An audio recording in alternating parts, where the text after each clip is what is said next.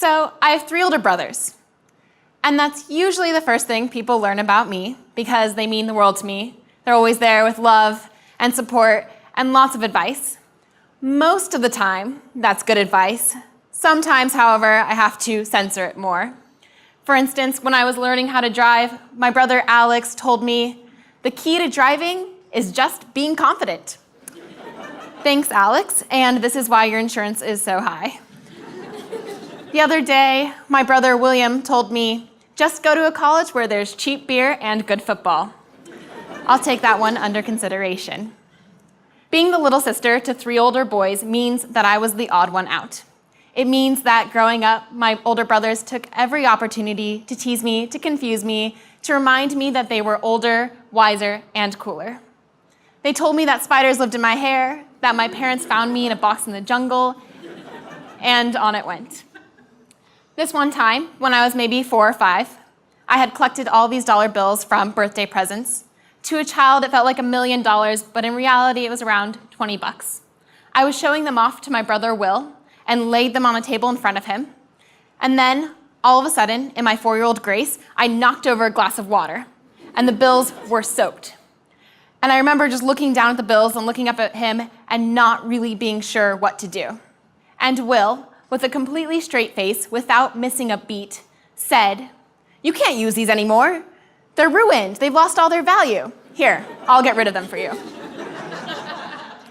So Will walked away from that situation a richer man, and I learned a valuable lesson. Well, really, I don't think I can say I learned anything much other than I wasn't born with innate money management skills. And that's important because I'm here tonight talking about Jewish philanthropy. So I figured I should give some background. So that was my first memory with money, and fast forward to the beginning of 2nd grade with my first memory with Judaism.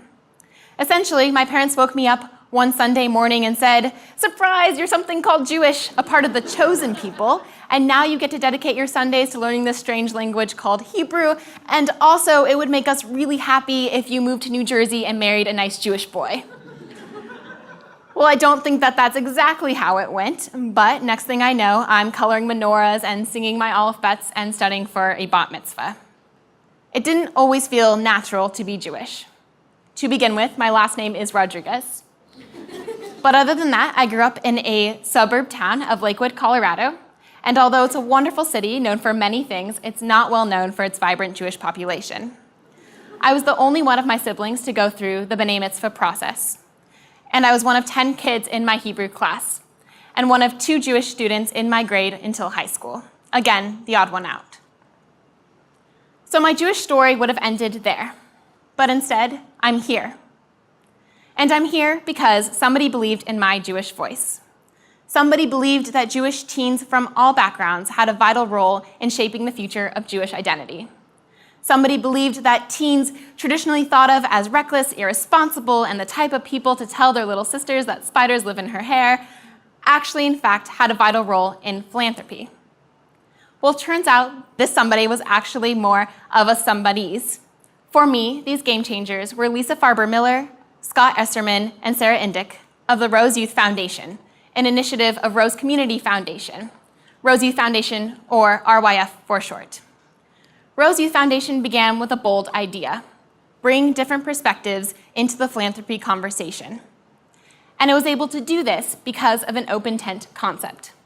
And I'm from Colorado, so I love camping in the mountains, but I'm not talking about that kind of open tent, but rather Abraham's tent.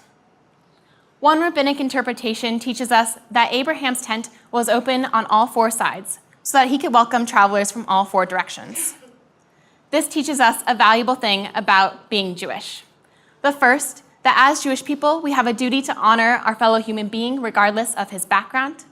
And secondly, that the future of Judaism should be warm and hospitable, not closed and fearful.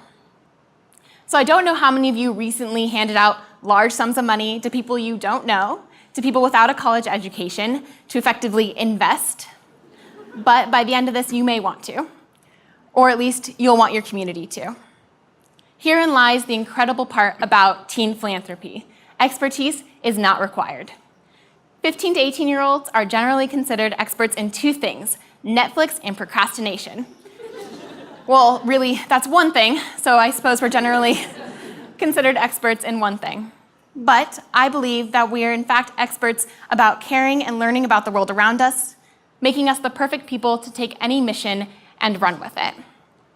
Now, when I first heard of teen philanthropy, I had this image of some kids outside with a lemonade stand and some honorable mission. But in fact, what I experienced was a bit different. Our job as a board was to do 4 things. The first, grant all $60,000 to nonprofits serving the greater Denver community by April of that year. The second, to work in consensus. The third, to be strategic. And finally, the fourth, to make grants in a primarily Jewish way. Imagine 23 teens, differing in every way possible, sitting around a boardroom table, all carrying the same mission. Artists, athletes, Orthodox Jews to Reformed Jews, sophomores to seniors, you name it. This is a powerful image and a really hopeful image. And it's an image that is possible because RYF selects its members both for their passion and also for their diversity.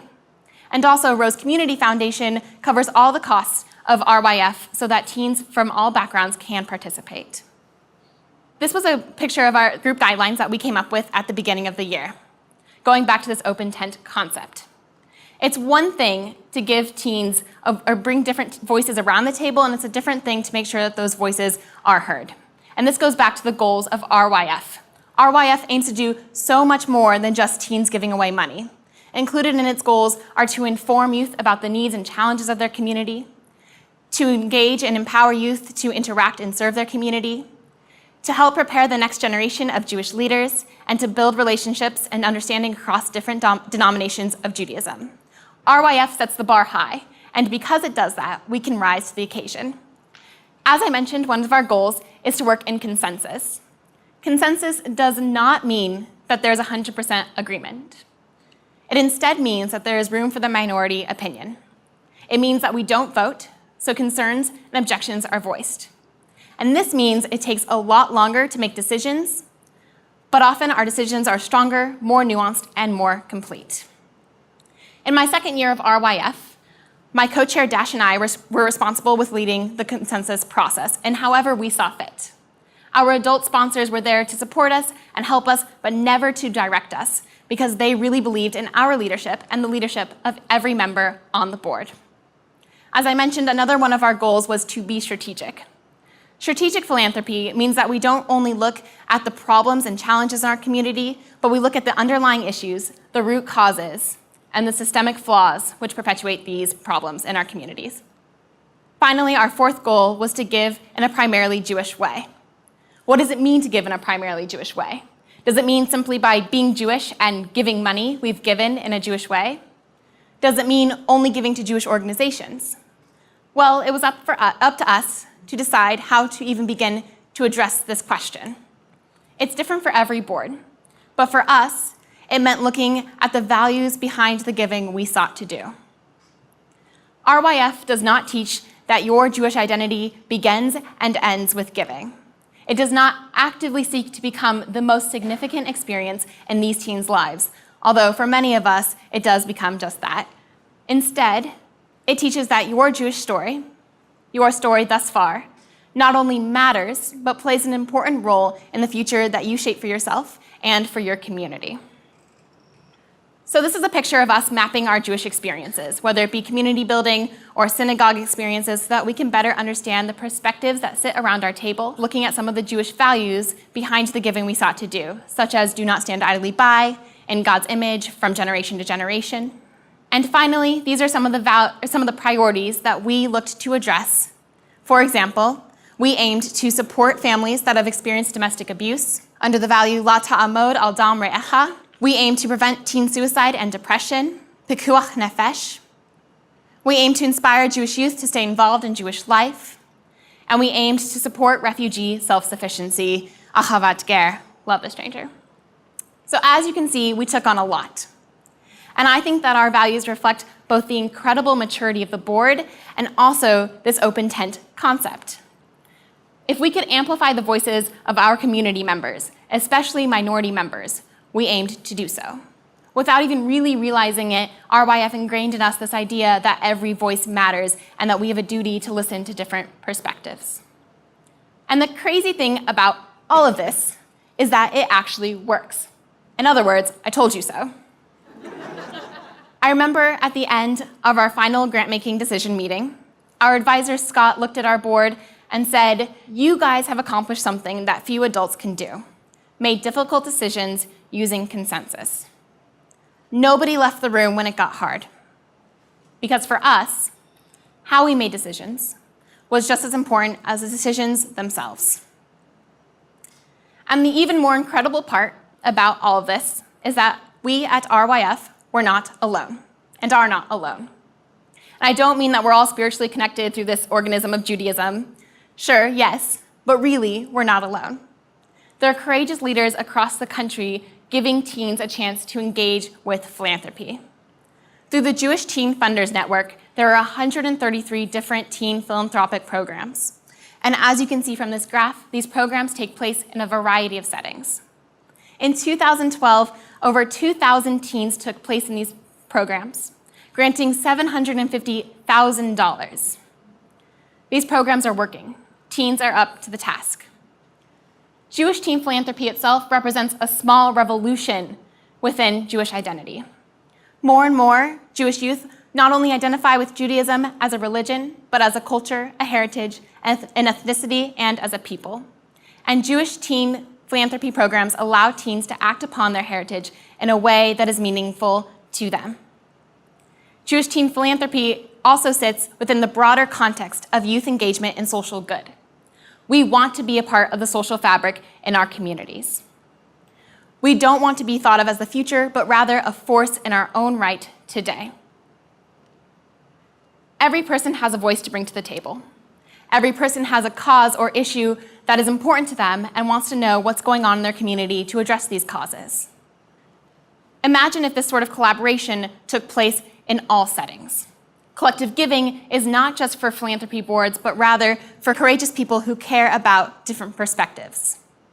Imagine how the world would look if stories weren't told through one voice, but rather even the most unlikely of voices were heard and acknowledged. I'm convinced that this alone is enough to change the world. Adults have a lot of ideas on how to make the world better, how to keep youth engaged, and what the future of Jewish identity will look like. But none of this matters if youth, their aspirations, and their interests are ignored. Every philanthropic foundation should have a teen component, Jewish and otherwise. We have a lot to learn from one another. And through philanthropy programs, we can bridge the gap between a new generation and traditional thought. Only in this setting, and only with a setting in which different voices are heard and acknowledged, can we collectively envision a brighter future. Thank you.